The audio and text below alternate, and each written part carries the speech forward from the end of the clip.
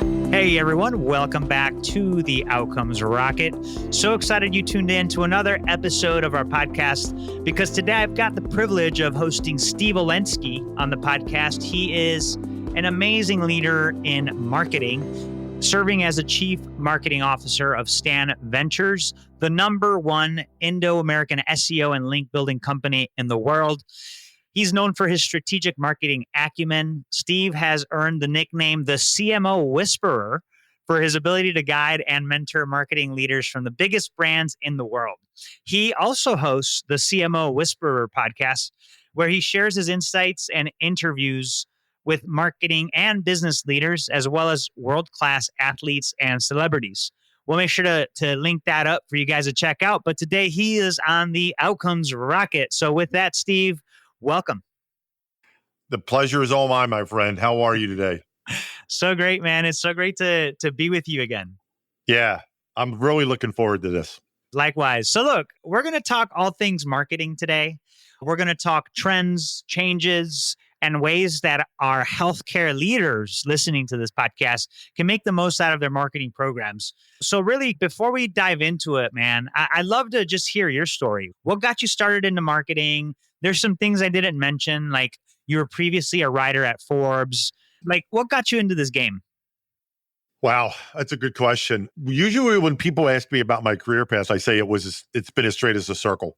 It's been all it has literally been all over the map, from different ad agencies, copywriting, senior copywriter, creative director, to marketing side roles at different companies. I was communications director at Oracle. You mentioned Forbes. I was a contributing writer there for 10 years. I just got into this world of just fascinated by why, when you see an ad, what prompts you to do something, right? What are the words that we use? Like the writer in me. That's where my first love came in copywriting. And then I got into more of the marketing side, the strategic side. Why? What are the numbers behind that ad, and how did it run, and what impressions did it get, and all those KPIs that we know and love so well. Maybe we don't love, but you know what I mean? Yeah. And just the whole package of the world of marketing and advertising. I am an absolute junkie. I would love talking to people like yourself about this world and learning, because if I ever meet anybody who says they know everything about marketing and advertising, I walk away, because there's no such thing. I love that, man. Well said. Yeah, we share the same geeky instincts for the space. And I think that curiosity is super important. There's been a ton of changes in media and marketing in the last 3 to 5 years. And so as leaders listening to this, look to use marketing as an engine to drive growth. What can business leaders do to adapt to all the changes? Yeah, that's a really open-ended question. And right at the top, or near the top, let me look at the media side first, right? The proliferation of so many now other quote unquote media outlets above and beyond. Back in the day when you and I, not that you're as old as I am, but you're old enough to remember that there's traditional Forbes and the Journal, Time Magazine, let alone the broadcast networks. And then the cable news came out. But now there's so many with Substack and Medium, and the social channels, TikTok and Twitter, have become news sources. Mm-hmm. So then what's happened is that proliferation has also lent itself to, let's just say, some nefarious people of doing not so nice things when it comes to the world of media and the news especially. But what happens is we as marketers now get lumped in by consumers, where the skepticism is rampant about the news in general. Well, then that skepticism permeates into our world of marketing and advertising, meaning how can I believe what you're telling me if the people doing the quote unquote news are lying to me? So it's a really interesting time. It's very much, I don't want to go so far as to say it's a tipping point, but it's really close in terms of ethical journalism, ethical marketing, and knowing where that line is and how to convey that message to the consumer. Look, I'm a big believer, because we've talked offline, authenticity is the most important thing for anybody in life in general. It's even more important, I think, for marketers and brands to be completely authentic, completely transparent at all times. So when it comes to the media side of what we do, it's a challenge. I'm not going to lie to you. It's a challenge knowing, do I run an ad on X, Twitter, right? We all know what's happened there. Do I run an ad on Facebook, right? Where's my ad going to appear? Is it going to appear next to a not so nice ad for something not so nice, right? And am I going to be lumped in because of that guilt by association? So the media side is really challenging. There's a lot of players. You really got to know your audience first and foremost, which I know is Captain Obvious, but know where your audience likes to go and play. From the marketing side, those same channels have also now given room and opportunity for brands to connect with consumers well above and beyond. Again, I go back to direct mail. Yes, I'm old. No comment. It's still effective, man. It's still effective. Oh, listen, direct mail has come back around full circle, I believe. And in fact, I read something where even Gen Y and Gen Z like direct mail, which sounds oxymoronish in the digital age. But direct mail, and then when email marketing came into vogue, and if you remember, the personalization consisted of saying, well, dear Saul, dear Steve, oh my God, you can put my first name in an email. Of course, that's long gone, but email is still another old dinosaur that will always be effective. But now, with social, people are using TikTok as a search engine, Snap as a search engine, right? The world is so different. And what I haven't gotten to yet, which I know we're going to get to, is that little 2-letter acronym that's and it's the elephant in everybody's room, as I call it, and that's AI. And the impact will have on everything we do. It is affecting everything now. It'll affect everything tomorrow and the next day and the next day. It's just the way of life right now. Well said, Steve. Yeah, and I love your call out to print and the mailers. When everybody runs a certain direction, the way you get attention is you run the other way. And since everybody's digital, go physical, man. I love that idea. And how many of you all are thinking about that? I recently attended a couple months ago a payer meeting, AHIP. It's the American Health Insurance Providers meeting. They're doing mailers, dude. Before I went to the meeting, and insurance companies are doing mailers because they know that's how they get consumers to act. I was getting mailers telling me to go to specific booths. Yeah. I'm like, this is awesome. I love it. And I stopped by their booths. Not all of them, but some of them. Yep. Yeah, it works. It works, man. Well, you called out a lot of challenges. And so out of all the challenges in the media and in marketing and all these choices, what would you say is the biggest challenge facing marketers today, and how could they overcome it? The biggest challenge, I think, for marketers, not only today, but even over the past X number of years, is delivering a very consistent message across the channels. And it's not easy, but it can be done. And that's offline, online, digital, social, email. It's hard when there's so many different sources of data to bring all that single source of truth. As we used to say at Oracle, that one data point that can speak to Steve Olenski. This is his one data point. And this is where he interacted on social, on email, on offline, on online, and in-store. To bring that all together. It's not easy, but it can be done.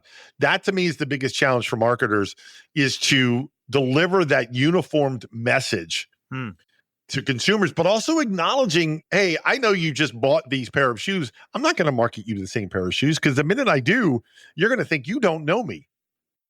And how many times does that happen? And it's because of the silos. I jokingly say there's a reason silo is a 4-letter word, because it's the death of so many brands. And what brands still to this day, as we approach the end of 2024, which is mind-blowing, to the outside world, it's one company. It's not the email marketing team doesn't talk to the content team, doesn't talk to the social. No consumer says that. A consumer just says, brand X doesn't know me because I just got marketed the same product I just bought a week ago. So not having that consistent message is a massive challenge.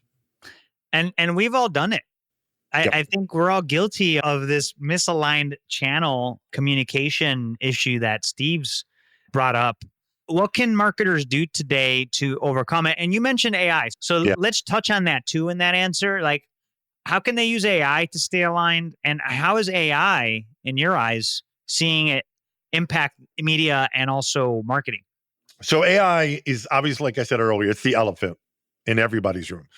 And at the very least, I would hope, operative, that marketers around the world are at least, quote unquote, using it in something as common as ChatGPT at this point, right? Because if they're not, I don't know what to tell you. At the very least, you should be playing with it, Should be quote using unquote, it. in ChatGPT, Oh yeah, right? big time. You should be doing a lot more with it than that, but at the very, very least, putting in prompts in Chat GPT, right? No matter what it is, no matter what it is you're looking for.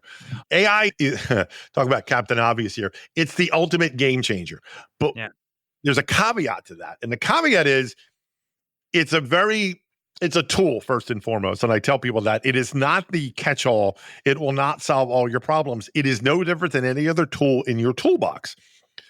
But like any other tool, the more you use it, the better you get at it. Yeah. The challenge is AI is constantly changing. It is, and again, back to what I said earlier, if you ever meet anybody who says, I know everything about AI, tell them politely, get lost. Because there's no such thing. I know for a fact there's people using AI to generate creative ideas, to generate entire creative campaigns, for example.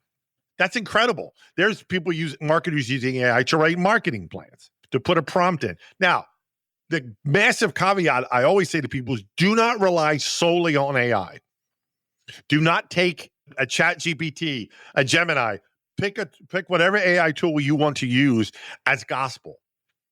Because if you recall, back in the day, before AI became AI, meaning in vogue, one of the major concerns was inherent biases within AI. Mm-hmm. That's a massive concern, and it's still prevalent today. And I warn marketers all the time, you have to be really leery. Use AI, use it to support and augment and even validate some of your thinking or even generate initial ideas. But don't use it as, okay, AI wrote this email for me, I'm going to use this verbatim. Do not do that. Because then what will happen is two things. Marketers will get lazy, and the personalization that we all fought to get over all these years will slowly erode. I love that, Steve. You got to use it, but don't let AI do your thinking for you. Exactly. Yeah, I love that. Exactly. I was going to say, and at our company, Stan Ventures, we're the SEO experts in the world, and people are asking about how's AI affecting SEO. And it is, but it's still to be determined, right, how it's going to happen. So that's why you still need to work with, yes, I'm going to be a little self-promotional, companies like Stan Ventures to help you navigate through the world of SEO. Because look, I always jokingly say, remember the death of email? Email was dying years ago. SEO has been predicted to die many times over. These things will never go away. They're marketing principles, right? And it's no different than an email and direct mail and SEO. They will always be important. The challenge is, the need is to work with the right company who understands those trends. Mm-hmm. I love that. And I love that you went there because we've seen these different channels once be prominent, but they lose their prominence, but they do not lose their place in the arsenal of tools that you need to effectively market. So I love that you framed it that way because I really agree.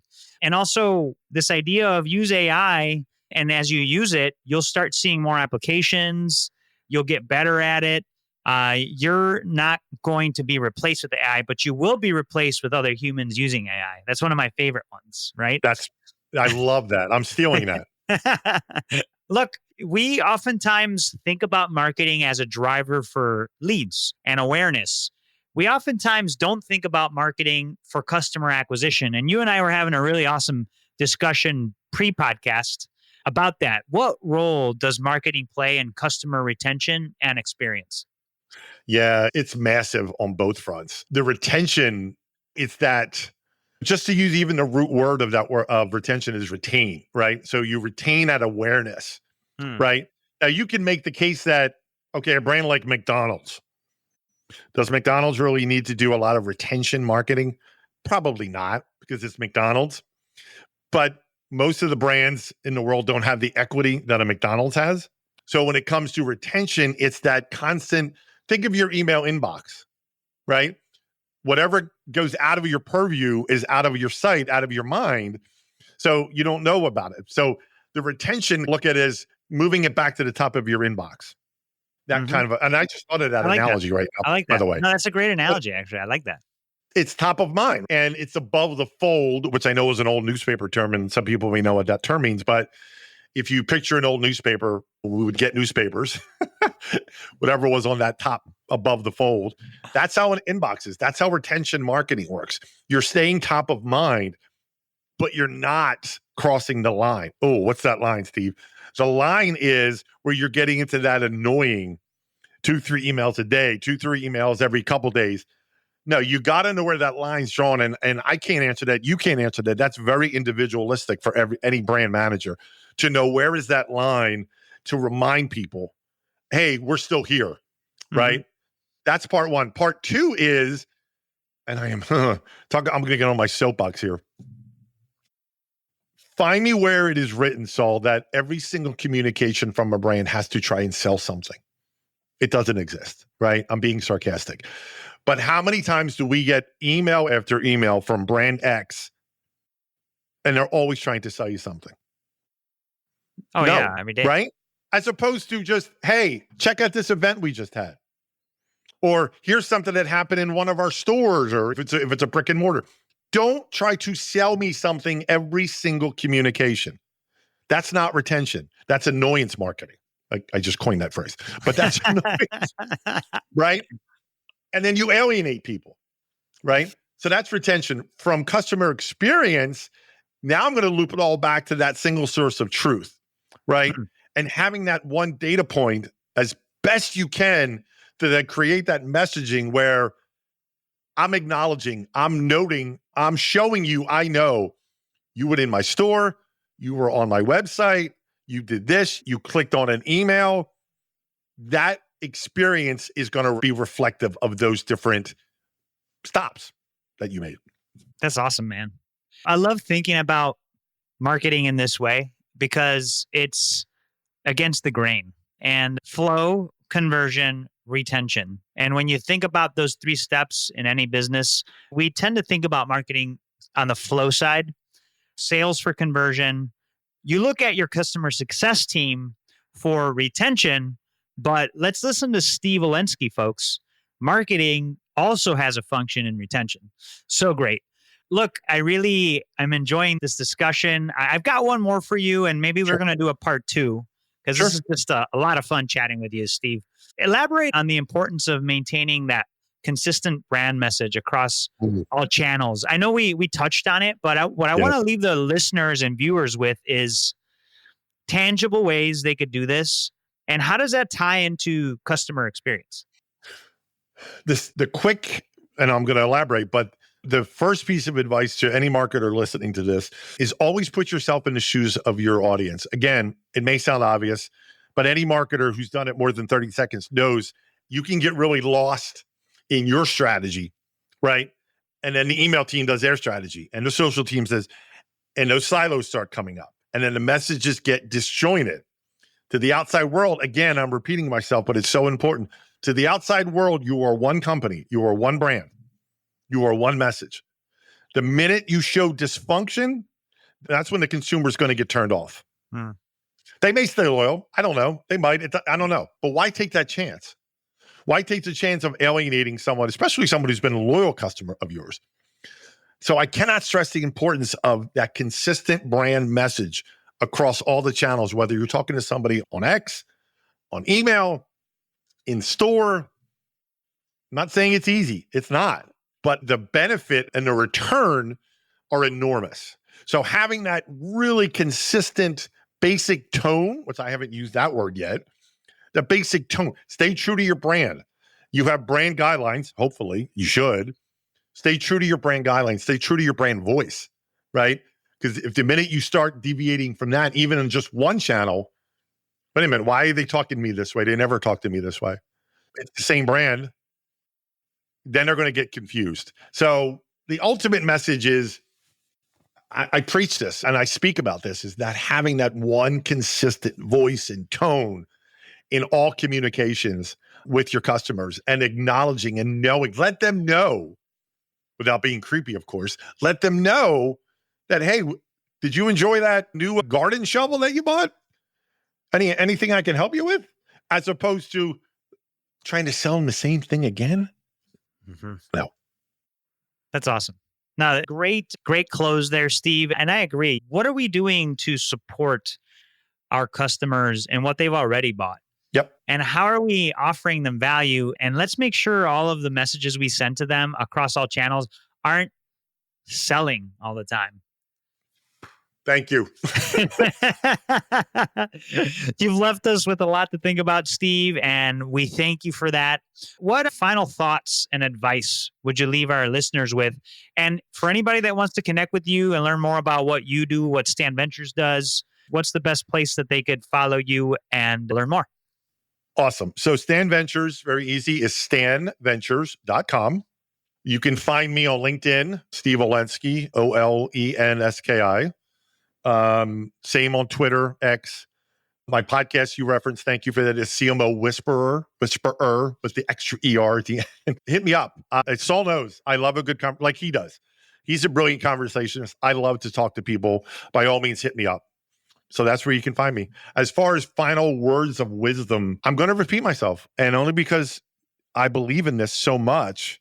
Yeah. And I've lived my life this way. And so this within the first 30 seconds of you and I talking, I am just me.